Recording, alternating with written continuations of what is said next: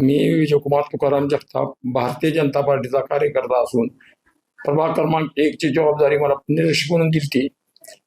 प्रचारार्थ मी प्रचार केला. काल निकाल लागला. निकालामध्ये काँग्रेसचे 3 आले, भारतीय जनता पार्टीचा 1 आला. पुढला प्रभूत उमेदवार माझ्या घरावर 22 माणसं आणून काट्या लाट्यात तलवारी आणून माझ्या 2 व्हीलर 2 गाड्या आणि 4 व्हीलर 1 गाडी फोडून तू माझ्या समाजाचा असून तू दुसऱ्या समाजात गेलास, तुला बघतो, तुला खलास करतो, तुझे तुकडे करतो म्हणला आणि तिथून निघून गेला. कोण होते हे लोक, कुठल्या पक्षाचे? हे काँग्रेस पक्षाचे होते. ॲडव्होकेट गोपाळ बुरबुरे होते, त्याचे भाऊ होते, त्याच्या भावकीतले बरेच काही लोक होते.